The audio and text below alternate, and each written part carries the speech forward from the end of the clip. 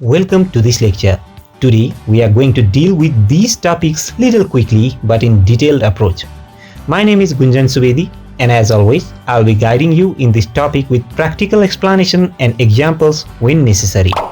Before starting, let me kindly remind you to subscribe to my Lean University, which is my initiative to deliver free and quality professional education to your screen. Toyota has been on the Forbes 100 list for decades. Over the time, the management and production requirement was very huge and it could not just rely on salesmen. Taiji Ono, who is considered as the father of Toyota production system and who inspired lean manufacturing in the US, developed boards, lists and cards to denote the progress of work, and it later came to be known as Kanban system of project management. The boards contains or encapsulate a project or workflow. The list contains and often prioritize cards that share a similar status or attributes, and the cards describe the task, including related or supporting information.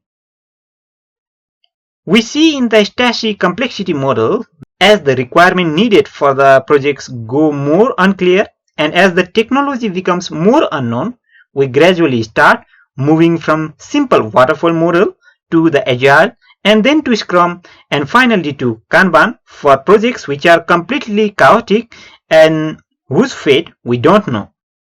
This generally happens for the new project or any new engineering concepts where we are very unclear about the requirements and technology. Now let's talk about the Kanban workflow. The Kanban workflow typically for business and software development process or say any project management functions consists of the following subheadings. Backlog contains the items that are being brainstormed or that are not yet ready to have work done. Task contains those items that are ready to be worked on. The highest priority tasks should be at the top of the list. The progress is where cards go once work has begun. And in review is the stage when tasks are reviewed, approved or sent back to in progress for more work. Finally, down is the status of the cards when the work is completed. Next, we will learn about working with the Kanban project management approach. But before that, let us study the principles of the Kanban. There are 4 principles that guides the Kanban process. They are the visualization of the workflow, limiting work progress, focusing on the flow, and a notion of continuous improvement.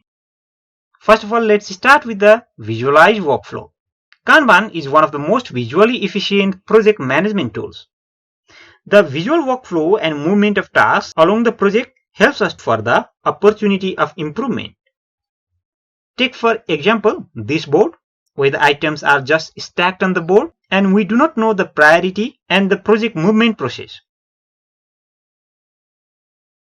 Kanban makes the activity visually appealing and we can understand just with a glance how different activities in the project are progressing. From the chart, we see that the items on the higher or top places of the board are the items which should be started urgently. Those items that are important or secondary are placed below, and the normal items to be started after urgent and important items are kept at the bottom. The second principle of Kanban is limiting the work in progress.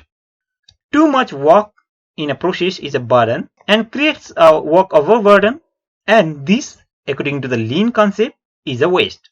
This will require limiting the amount of work in the pipeline to what can be reasonably managed at a given time. We should always limit the work in progress. Similarly, the third principle is a focus on flow. When we already have a visualized workflow and limiting work in progress, we will be focusing on the flow more. If there is any interruption in the flow marked by the work in process or the work in progress taking too much time, attention must be given. This will provide us the opportunity for additional process improvement. The fourth principle is continuous improvement. There is always a space for improvement in Kanban. There is always space for maximum utilization of the pool, accelerating the flow or limiting the work in progress. Continuous improvement is the overall goal of Kanban. In the next lectures, we will visualize how to carry on the Kanban with a simulated case study, and we will also see the aspects of e-Kanban. For now, this is all about Kanban introduction. Thank you so much for being with me. Before ending this lecture, let me remind you to join my Lean University's premium membership and enjoy a total free access for limited time inside my Lean University's online library and get tons of free courses, free books, and lecture topics on project management, Lean and Six Sigma, operations and supply chain, productive and preventive maintenance, quality maintenance, data science, industry and sales management, Agile and Scrum, Kaizen or continuous improvement, and much more totally free. No strings attached. As we have limited seats, only the early subscribers will be given open access inside the premium membership, and remember, it's totally free. Please subscribe and share the video if you share the common belief that professional education should be accessible to all.